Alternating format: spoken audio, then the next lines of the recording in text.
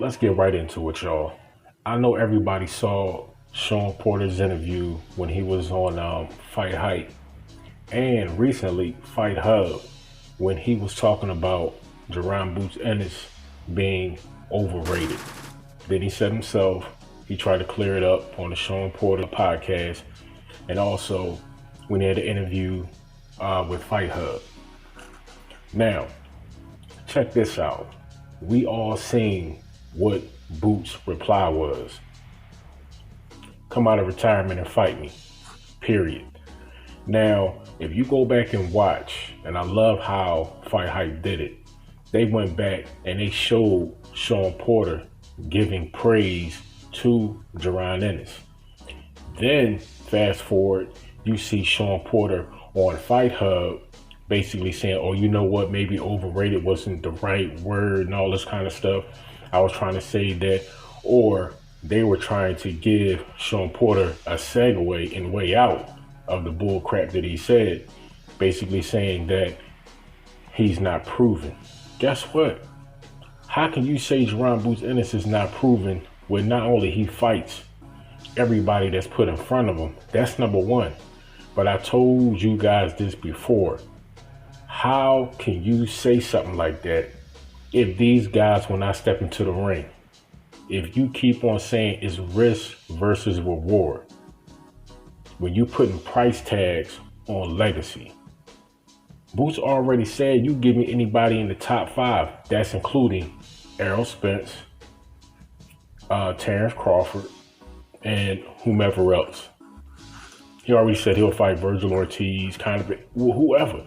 That's the beauty of Jaron Ennis's pursuit to greatness, to a title, however you want to carve it out. He said, I'll fight anybody. Anybody. There's no, okay, well, I'll fight this person that'll set me up to fight this person. No. He feels as though he is ready right now to step into the ring with anybody in the welterweight division. Period. If you send Jaron Ennis a contract, he'll sign it. But you know what? These guys know the potential danger of fighting Jaron Ennis. So they want to be compensated. And don't get me wrong, all fighters should be compensated in these fights. But see, when you putting that price tag up here, and just because the other fighter name does not garner, I guess, the equity that your name does, that does not mean that fighter is less of a fighter than you. Because I guarantee you this, if any of those top guys put money outside of it and say, you know what, forget the bag, because that's going to come, let's fight. I guarantee you, the next fight that Jaron Ennis has, especially if he beats whomever, he'll garner that same equity in just one fight. Because see, people already know what Boots is bringing to the table. He's dangerous. He's probably the most dangerous switch hitter in boxing. Before it was Terrence Crawford, but Boots is a better switch hitter than Terrence Crawford. He is. You watch Terrence Crawford, you watch Jaron Ennis. Boots even said this himself. He doesn't even realize that he does it. Terrence Crawford, when he switches in a fight, is because Bud usually gets caught. And then he switches it up, you know what I mean? Kind of shake that shot off, you know what I mean? Give his opponent a different look. But no, while Jaron Ennis is in the ring executing his offense, he switches up seamlessly, depending upon the angles and if he's setting his opponent up for a trap or just the general way that he is moving and cutting off the ring. That is the difference. It's natural, it's seamless. And that's what makes Boots so dangerous, because it's hard to put a fighter like that into a trap. If you try to cut off the ring, put Boots in a certain position, he's dangerous with either hand. And his movement, his agility, you know what I mean? It's incredible. And he gets better as the fight progresses. Before the Chris Van Heerden fight, he was notorious for getting guys up out of there in 6 rounds. in 6 rounds.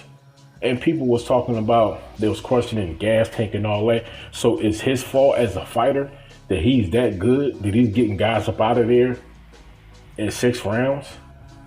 You look at the Keith Thurman and Mario Barrios fight. Mario Barrios just went up in weight. Keith Thurman looked good coming back. But at the same time, he put a whooping on Mario Barrios, but he still went 12 rounds with you. And this guy's coming up in weight. Just like Mikey Garcia, he went the distance with Errol Spence. And Mikey was just coming into the division with Errol Spence. Questionably, arguably, the #1 welterweight, about to fight Dennis Ugas, which is going to be a super explosive fight, by the way. WBC, IBF, and WBA titles. But guess what? If those guys went the distance and Boots is getting dudes up out of there in 6 rounds, or maybe a little bit more, what does that say? What does that say? Come on, y'all. For Shawn Porter to make a statement like that is blasphemous. That's why you look at what Boots said, period. You come out of retirement and fight me. When I saw that, that's Philly right there. You dig what I'm saying? Screw all the talk, because talk is cheap.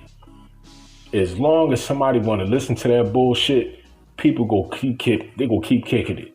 You dig what I'm saying? Put all that out the way, step into the ring, and get your ass whooped. Talk Nation, stand up as your boy. Peace.